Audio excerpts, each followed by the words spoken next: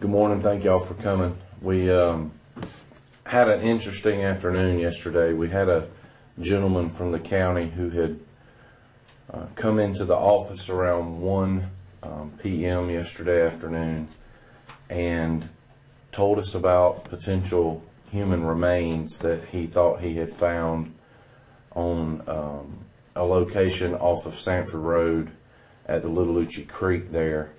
He was going fishing and went to his little fishing spot and came across the what appeared to be a human skull.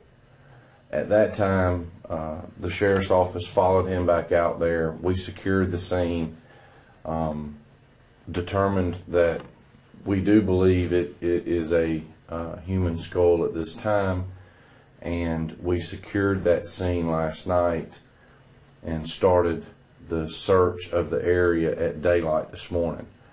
Yesterday obviously was late in the day when we recovered or was told about this case, and there's not much in a case like this that you can do past dark, and so yesterday we decided to secure the scene overnight and we started the search this morning. We have recovered what we believe to be human remains, not just a skull, but other parts of the human body, bone-wise. We don't have any idea as to the gender or race or age or anything of that nature at this time. We have been in contact with the Department of Forensic Science, Alabama Department of Forensic Science in Montgomery, Dr. Boudreaux, and we will be taking the remains up to him Monday morning at 9 o'clock, and our investigators will be there with him to determine as much as we can about the remains that we have. Hopefully there will be some type of DNA still left on the bones, is what we're hoping for, and of course we can always try and get some bone marrow type stuff as well, but all that will determine, you know, how long the bones have been out, and we don't know at this time. We don't have an answer for that. Obviously they've been out for an extended period of time exposed to the weather in this location. There's nothing visible that you can see at this point to really hope that there's DNA there. Hopefully the Department of Forensic Science will be able to give us a time frame of when or how long potentially that they have been out exposed. We have recovered what appears to be one piece of clothing that will later become important in this investigation as we go through the investigation and we start making contact with potential family members of people who are missing. Hopefully that piece of clothing will become very important to us at that time.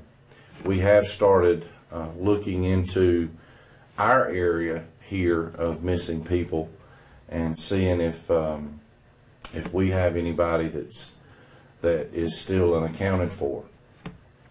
So as we go through this case and as we start investigating these remains, we will keep you updated as to what we have. And right now it's very limited, and so I'll try to answer any questions that you may have, but just please understand there's not a whole lot right now that we have to go on. The placement of where you found the bones, does it indicate that somebody put it there, or you think it could be naturally? You don't know? Well, it's hard to tell right now. I believe that this was placed there. I don't think right now it don't appear to be a natural death. At this time, we're treating this as a homicide or suspicious death. And so it's, you know, this location is remote in the sense that it's, you know, in the wood line, but it's not out in the middle of the county. So, you know, it is a pretty heavy traveled road, and the remains are, you know, when we found them, they were probably maybe, I don't know, 15, 20 yards into the wood line, off the roadway, off of a main roadway. So, you know, it appears that the body was potentially placed there by someone. Were these bones, were they scattered about, or were they close to each other? They were there. There's a few that has been scattered. You know, anytime you have a case like this, you're gonna find that the animals, you know, will scatter some of the bones. And so yeah, we had some bones that were. It wasn't a perfect, you know, skeleton type sitting there completely intact. There were. There's bones missing, you know, there's bones that have been taken off by animals, that type of thing, but hopefully we'll be able to recover as many as possible. In your experience of seeing situations like this, can you even fathom how long they've been out there? I would say that, you know, if I had to guess, I would say maybe, you know, 12 months. Is what I'm guessing. Do we have a lot of outstanding? And you know that, and let me just say that, you know, 12 months, 6 months to 12 months, because the weather is just so different here than in a lot of places. The humidity and the heat really has a factor in how fast the bodies decay, and so it's hard for me to say. But certainly, Dr. Boudreau at the Department of Forensic Sciences, I have a lot of confidence in his ability to tell us or give us his best estimate of how long they've been there. Do you have a lot of missing persons cases out there? We don't actually. I think there's really two. Right now, I think there's two people in our county that we're still looking into at this point, and making contact with the investigators and that type of thing. That does not count for Columbus. We have only looked in our database at this point. We will certainly be getting in touch with every agency around here, to include Lee County and Columbus, Harris County, all the agencies around. When we actually can potentially put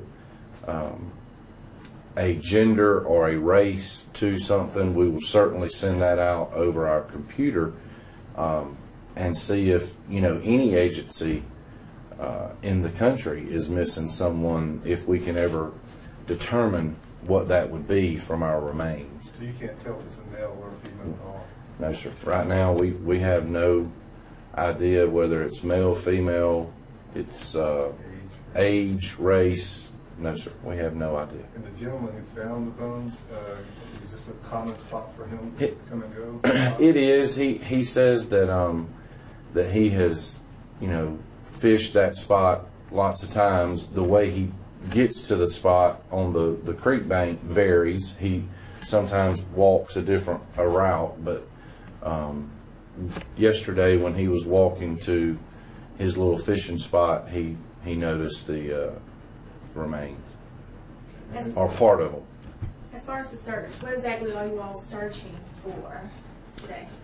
Well, I mean, we're still trying to, which we've been out there since daylight. So we got started at about 6:30, 7 o'clock this morning, and we've been trying to recover as many of the bones as possible, looking for any other type of evidence that may be there as well. You know, as far as clothing goes, or anything, you know, anything that animals could have taken off and, you know, left in an immediate area right there, or any of that would be beneficial to us. So it's a little bit tedious. You have to really search and sift and go through that whole process of sifting dirt and making sure you're not missing potential jewelry that they were wearing, or necklaces that they were wearing, or earrings that may have fallen into the ground over time. We've been doing all of that and making sure that we're doing the best we can to recover whatever evidence is there around the body, and then, you know, also the perimeter outside of where that immediate body was found. So you're using metal detectors and stuff like that? We're using metal detectors, sand sifters with different levels of screen size. We're putting all the dirt and everything around through a sifter so that it goes through a different size screen each time. And so, yeah, we're doing all of that and have been all morning. You know, this is a tedious type of work at this point, and hopefully when we finish the stage of recovering what we can there, we will start trying to identify and trying to nail down the specifics of what type of remains we have, and hopefully, you know, we'll know more about that Monday as we meet with DFS. So they may be able to give you a sense of. I hope that DFS, you know, can look at the bones, whether it's a femur bone or the skull itself. You know, I've seen Dr. Boudreau and them be able to determine at least a gender by some type of the bone. So hopefully, you know, Monday after 9 o'clock, sometime early around lunchtime, we will be able to have at least a potential gender of the remains. How many folks you get out there searching? Our whole investigative unit is there. Probably 7 or 8 guys is on the scene right now. 7 or 8 investigators. That's a fishing spot just beyond this gentleman. Lots of folks come and go. Yeah, I mean, I don't think that. I don't think it's you know, it's not like a Lake Eufaula type, you know, fishing spot or anything. It's just a creek that has a bridge, and people walk down under the bridge area type and fish there in the creek when it's high. You know, the water level fluctuates a lot in that creek, and so right now it's obviously pretty high with all the rain we've had. It does get down to, you know, 2, 3, 4 feet. So obviously you're not letting anybody go in that area wrong. That's right. The area's been roped off since we got there yesterday about 1:30. We kept deputies on the scene with it all night, kept it secured, and then the investigators showed back up this morning at daylight. You know, this type of scene, there's just no way to do anything at night with this. I mean, there's not enough lighting that throws shadows and everything else when you use artificial lighting. I mean, there's just no way to really search a wooded area thoroughly the way you need to in a case like this after dark, or even when it starts getting dusk. I mean, if you have the ability to hold that scene, secure it, and come back after, you know, daylight, that's the optimal way to search that. Are there homes around nearby? There are some homes within, you know, a quarter mile of the location, but there's not any homes within, you know, several hundred yards of the location. And how far out is it from Sanford Road, from maybe the 4-lane? If you go out Sanford Road, Freeman Road, I guess, would be the closest. If you go out away from town from Freeman Road, it's probably a mile, half a mile out Sanford Road past Freeman's the first bridge that you come to there. So is it outside the Phoenix City limits or inside? No, it's outside. The Yeah. piece of clothing you guys found, does that give any indication as to what it was? Like when I had No, it? because the clothing at this point is, you know, completely covered with dirt and grass and everything that's grown up around it, and so we haven't fully looked at what that piece of clothing is. I couldn't even tell you if it's a t-shirt. I just know it's a piece of clothing. When we get to DFS some Monday morning, we will completely,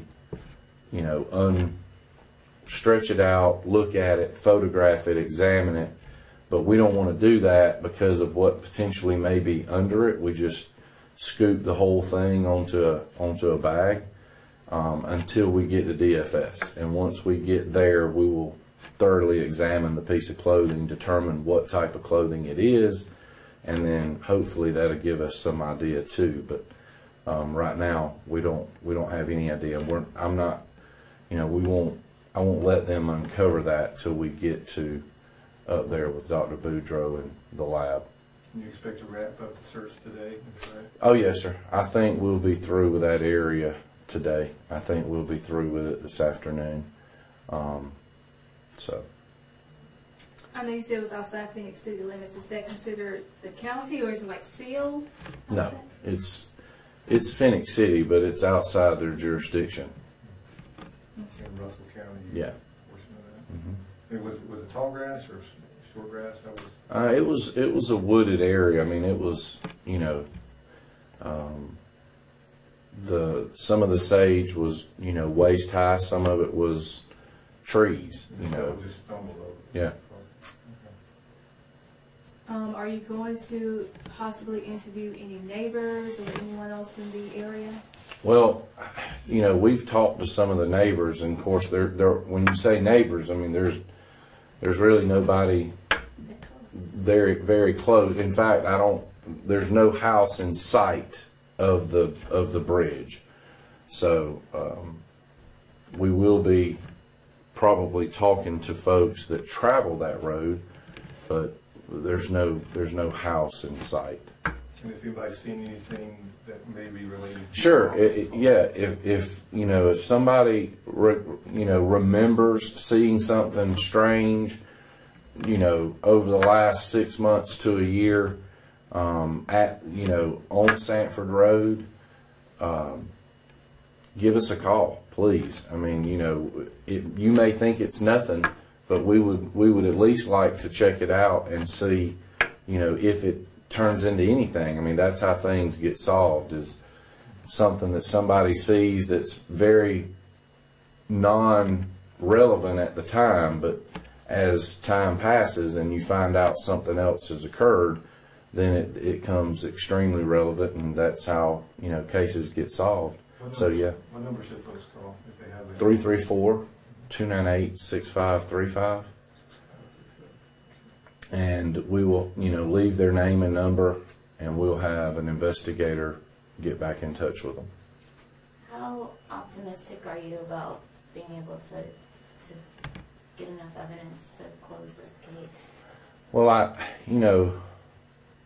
28 years here, we've had several cases where hunters oftentimes will come across bones in the woods and remains in the woods, and most of those I think we're able to recover or at least put closure to the case. There are a few that you just may never solve. At this point, I'm hopeful that we'll be able to bring some closure to somebody about this case. Somebody out there is missing, I think, and their family is worried and wondering what happened to them, even if they have somehow in their own mind reconciled that they may have been hurt or in trouble, but this hopefully we'll be able to bring closure to that family at some point. I know we're going to do everything we can to do that. If we aren't able to do that, then you can rest assured we just do not have the evidence, after a remains has been out for so long, that we can bring closure to anybody. But hopefully that's what our goal is to solve this case, and bring closure to